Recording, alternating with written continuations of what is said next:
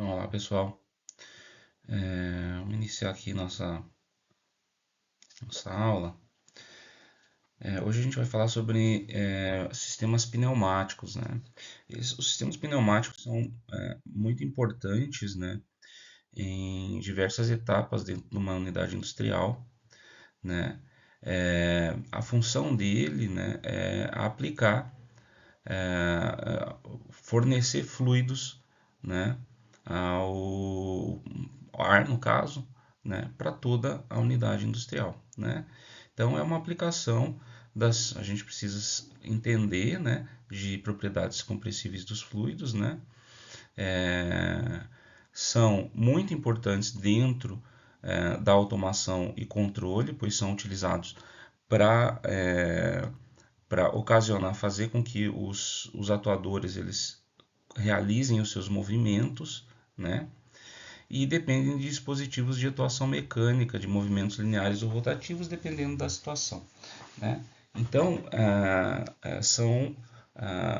os sistemas pneumáticos são muito importantes, principalmente no que se trata de automação e controle, né? Então, a gente utiliza em sistemas pneumáticos, óbvio, o ar, né, comprimido. Então, ele é datado aí o seu uso de 2550 a.C., né, utilizando aí folhas para geração de sons. Então, é utilizado há muitos anos, né, muitos séculos. Né? No século XIX foi quando surgiram as primeiras máquinas pneumáticas, né, complexas, né, locomotivas e perfuratrizes de carvão, mas somente no século XX é que o ar comprimido ele passou a ser utilizado como um sistema, né, para automação industrial. Bom, a vantagem da utilização do ar comprimido, né, você tem facilidade de obtenção, ó, o ar está aí, né, para ser utilizado, não tem riscos de explosões, né, em atmosfera, então não tem risco de geração de faísca em um determinado tipo, se eu estiver trabalhando em atmosferas explosivas, é de fácil armazenamento, é limpo e atóxico, não agride o ambiente e não vai necessitar de linhas de retorno como sistemas elétricos ou hidráulicos, né? Pode ser obtido novamente do ambiente. No entanto, ele apresenta algumas características que podem ser indesejadas, como a presença de vapor d'água. A presença de vapor d'água nessas linhas, elas são sujeitas à condensação, né? Então, a, isso não é desejado porque você vai reduzir a eficiência desse equipamento, pode ocasionar corrosão, enfim, a presença de água no ar, obviamente não é desejado, né? O ar ele tem baixa viscosidade, então como ele tem baixa viscosidade, qualquer probleminha na linha pode ocasionar vazamentos, né? E ele tem alta compressibilidade. O fato de ele ter alta compressibilidade reduz a sua precisão no uso com atuadores mecânicos. Tá? A gente tem algumas exigências de características do ar comprimido tá, relacionadas à sua qualidade e elas estão relacionadas com pressão, vazão, teor de água, teor de partículas sólidas e teor de óleo. Então a gente tem aqui uma divisão por classes dos tipos de ar comprimido e de acordo com as suas características, né? Então, por exemplo, classe 2, partículas, tem impurezas de partículas até uma micra, concentração de sólidos de 1 miligrama por metro cúbico, tem um ponto de orvalho de 2 graus Celsius e pode apresentar de 0,01 de teor de óleo. Então, dependendo do equipamento, você vai avaliar que tipo de classe ele pode se utilizar, né? Então, aí a gente consegue então entender melhor quais são as suas aplicações, né? Que tipo de ar pode ser aplicado em cada situação. Por exemplo, aqui, ar para instrumentação, né? Para instrumentação, para equipamentos de determinação de propriedades, né? Por exemplo, um transdutor de pressão, algumas coisas assim, ou equipamentos um transdutor de pressão não, mas uma válvula de controle, né, que atua de forma pneumática, né? E aí a gente pode ter, depende se a gente tiver partículas sólidas, a gente pode trabalhar, né, com ar da classe 2. Se tiver classe de água, 1, classe de óleo, 4. Então, a gente depende das suas características e aí você vai ter um determinado tipo de aplicação, certo? Bom, o ar comprimido, como é que funciona o seu processo de produção, né? Então, a primeira etapa ao coletar esse ar do meio, né, é fazer a filtração. Na filtração você vai reduzir, né, a quantidade de partículas grosseiras que tem nesse ar, tá? Pode eventualmente entrar partículas sólidas. Depois tu vai para a etapa de compressão, né? Você vai para uma compressão, uma taxa de 1:7, né? E aí então, posteriormente, ele poderia ficar comprimido dentro de um tanque, né? Sistemas de compressão simples. Vocês podem lembrar deles, né? Esses compressores que tem até, por exemplo, para calibrar pneu de carro, né? E posteriormente, você vai ter uma etapa de resfriamento, né? Porque devido à compressão você tem um aumento da temperatura e uma etapa de secagem, né? Você vai passar novamente por um outro filtro, tá? E aí depois para remover, né, o excesso de água. E depois ele vai para o tanque de armazenamento, né? Então, essa é a etapa inicial até chegar no tanque de armazenamento para obter, o ar ficaria ali comprimido para depois ele ser transmitido para onde é necessário. Dependendo do tipo de situação, você poderia, por exemplo, ter posteriormente ao tanque de armazenamento uma outra unidade de secagem, por exemplo, para você garantir realmente que você tem uma determinada quantidade de água, uma determinada umidade nessa corrente. Depende do tipo de aplicação, você pode inserir outras etapas de tratamento desse ar posteriormente à unidade de compressão. Tá? Então aqui a gente vai falar um pouquinho sobre os tipos de compressores, né? Vamos falar compressores de êmbolo, compressores rotativos, né? Então esse é o compressor mais simples, né? São muito utilizados, tem uma compressão de 8 a 10 bar, né?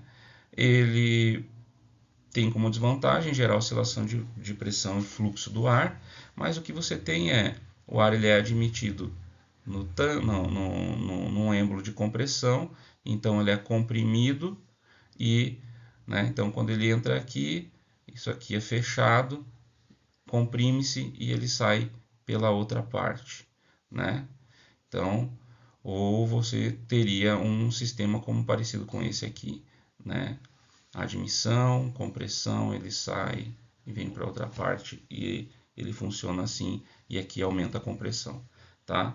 Então, esse aqui é mostrando para vocês o sisteminha de compressores de êmbolo, né? Vocês já devem ter visto nesses compressores bem comuns que a gente encontra em vários lugares por aí. Os compressores rotativos, né, já não são compressores tão comuns de serem encontrados, mas eles funcionam numa espécie de parafuso, né? Então esse parafuso ele entra, desculpa, o ar entra, né? E devido ao movimento do parafuso, né, você faz com que ao passar por esses parafusos ele vai aumentando a sua pressão e aí então ele sai pelo sistema de compressão, pela saída do sistema de compressão. Então o ar ele é deslocado continuamente entre essas partes móveis, né? O que é interessante porque diferente do compressor de êmbolo que você teria golpes, né? Você teria a movimentação do êmbolo, essa movimentação ela é constante, né?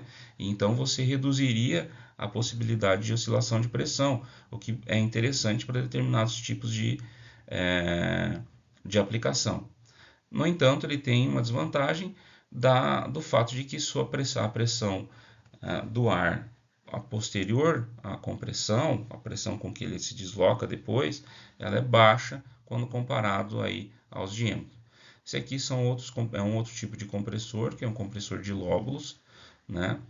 Então você tem a entrada do ar, né? E a movimentação desses lóbulos faz com que o ar ele fique aprisionado nessas regiões aqui, né? E ele seja comprimido com o movimento do lóbulo, né? Então também é um outro tipo de compressor. E os turbocompressores, né? Que funcionam, né? Na forma de turbinas, né? Então o ar ele vai passar pelos impelidores que estão aqui, né? E que ao se movimentar, eles vão elevando a velocidade do ar, né? A velocidade do gás. E aí, a partir aí dos difusores, você tem um choque, né? Com redução de velocidade e o aumento de pressão. Então, você vai ter eles vão ser, a velocidade vai aumentar e eles vão ser jogados no difusor. Quando chegar no difusor, né?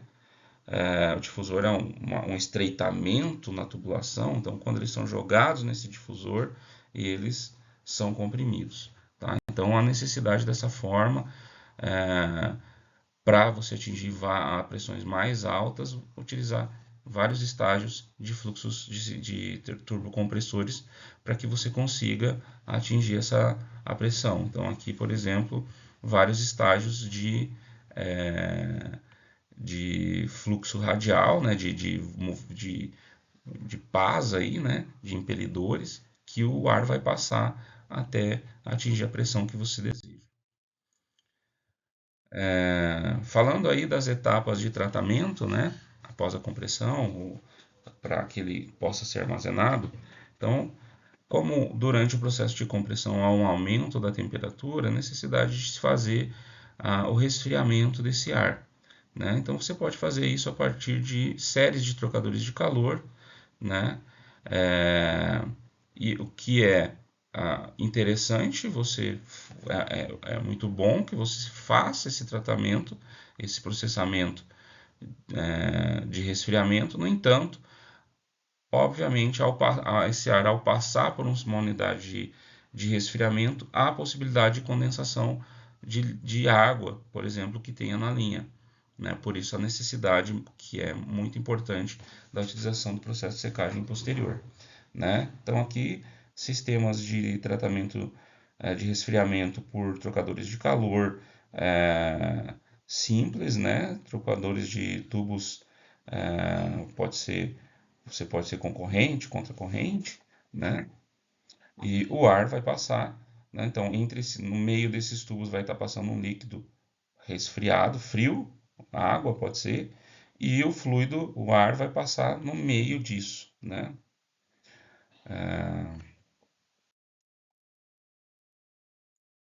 Bom, o processo de secagem, né? Então é necessário então reduzir a quantidade de água, né? Então você pode fazer de algumas formas. Você pode fazer a partir de um processo de adsorção, né?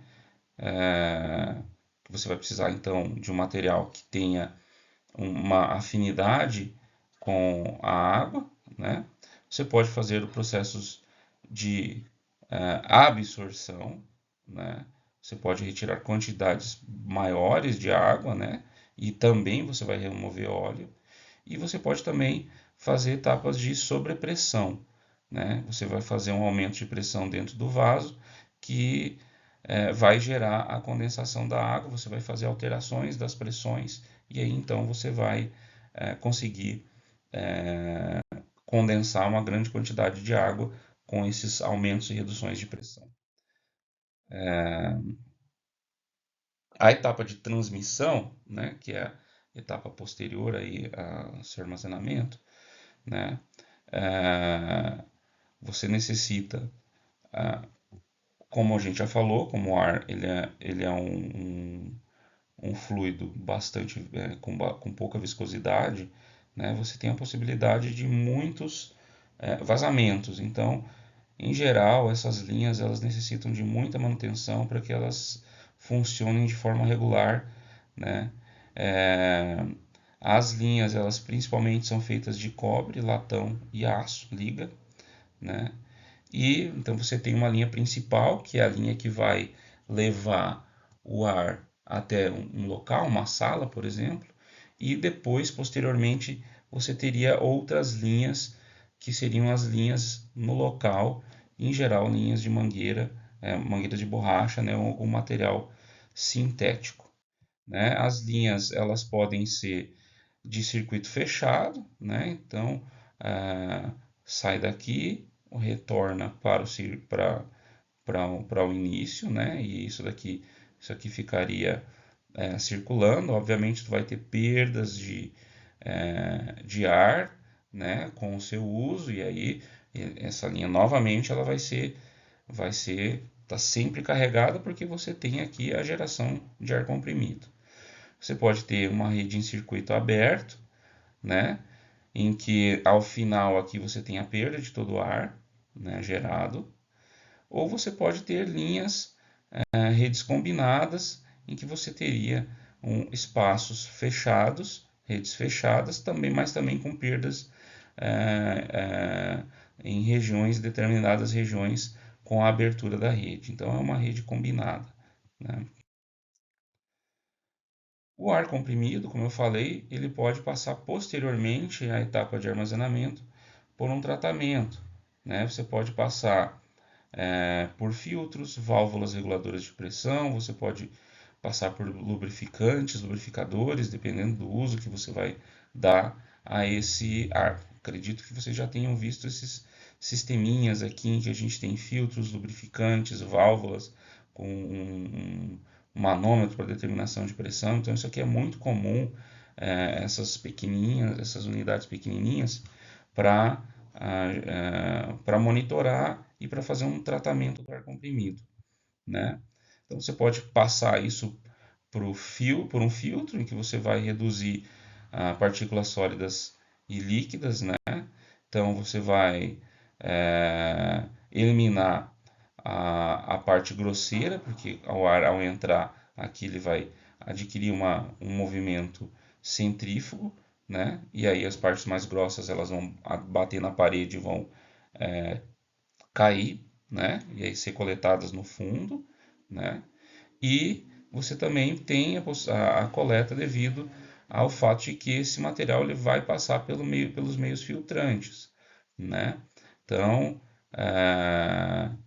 necessariamente, o, o, os materiais mais finos, né, eles vão passar pelos elementos filtrantes. Então aqui a gente tem os elementos filtrantes e então o ar ele vai ser forçado a passar por aqui, né? Então vai passar pelo elemento filtrante e sai aqui, tá? A gente tem válvulas de retenção, né? Que são válvulas que têm como intuito manter a pressão do equipamento, né? E E aí ela vai atuar quando a pressão secundária for inferior ou superior à pressão de alimentação da rede, né? Então vai sempre controlar isso a partir da pressão secundária. Então quando essa pressão for maior ou menor do que a pressão de entrada, ela vai atuar, tá? Então essa é uma válvula de retenção. E o lubrificador ele serve para alimentar óleos, né? Para lubrificação dos aparelhos pneumáticos, tá? O ar ao passar aqui por essa região, então aqui eu tenho um tubo de Venturi, né? Então aqui a gente tem um tubinho aqui de sucção, né? Então o ar ele vai entrar por essa região, né? E aí você vai ter uma restrição de tamanho, né? Ao restringir o tamanho da área da seção transversal, você vai fazer com que ocorra uma sucção do óleo que tem aqui. Então você vai succionar, isso aqui vai ser succionado para a linha e depois vai ter a saída do óleo junto com o ar, né? E aqui falando dos atuadores pneumáticos, né? os atuadores pneumáticos eles funcionam com a ação do ar comprimido, né? Então, o movimento dos atuadores vai ser a base da pressão de ar comprimido, né? Então, você vai ter alguns tipos de movimentos desses atuadores, podem ser lineares ou rotativos, tá? É importante falar, como a gente já comentou, que esses sistemas eles não são muito precisos, né? Então, a gente teria que utilizar outros tipos de atuadores caso necessitasse de uma precisão maior, né? Então, cilindros de simples ação, né? Então vai ter um consumo de ar em um sentido, né? E aí ele vai ocasionar um avanço desse sistema aqui, né? É, vai, é, vai ter maior comprimento e curso limitado e tem uma baixa força de retorno devido à mola. E os cilindros de ação dupla, né? Então ele tem uma atuação nos dois sentidos. Então, o que eu estou falando aqui, né? O que são esses cilindros, né? Esses cilindros seriam como se fosse, vamos pensar numa válvula, né?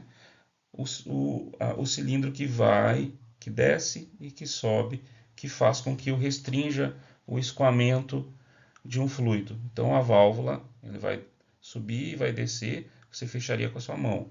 Mas como ele é comprimido, então vai ter o ar que vai fazer isso. Então ele vai descer para fechar o escoamento, ele vai subir, né? Então aqui, ó, minha mão aqui desce, sobe. Então aqui tem um escoamento, então ele vai descer ou subir.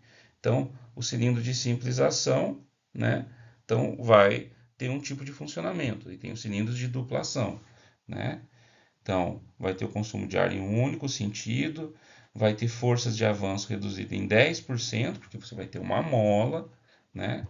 Ele tem maior comprimento, então precisa de mais comprimento, mas ele tem um curso, uma movimentação limitada, e tem uma baixa força de retorno devido à mola. Então, para retornar, ele não precisa de tanta força assim. E o cilindro de duplação tem uma atuação nos dois sentidos, né, com força de avanço superior à de recuo, e não permite cargas radiais na haste. Então você não pode ter determinados tipos de carga nessa haste, porque senão você pode ter problemas, né? E aqui a gente está falando de atuadores do tipo cilindro de membrana. Então tá vendo aqui, ó, isso aqui é uma válvula, ó, aqui está o atuador, está movimentando, né? E aqui está passando o fluido, né? Então é um cilindro de simples ação, tem um grande diâmetro, né? Que vai fornecer alta força em um curso limitado. Então você vai ter um espaço aqui, né? Uma membrana de ação. Essa membrana ela vai receber aqui o ar comprimido e vai fazer com que esse atuador, com que esse curso aqui, ó, essa coisinha que desce aqui, ó, tá vendo? É isso aqui é que vai fazer com que eu consiga abrir ou fechar a válvula. Então o ar comprimido vai fazer esse movimento, vai fazer com que esse movimento ocorra. Então ele vai atuar nessa membrana para que esse movimento aconteça aqui, tá? Tomando aqui, né? Então, os cilindros de simples ação, né? Eles vão transformar o movimento linear de um cilindro de dupla ação em um movimento angular rotativo, tá? Então, o que eu quero fazer, né? Eu quero fazer com que ocorra um movimento angular, tá? Então, você vai ter um movimento linear, né? Mas chega aqui você tem um movimento que ele é giratório, tá? Ele serve aí para girar peças, tá?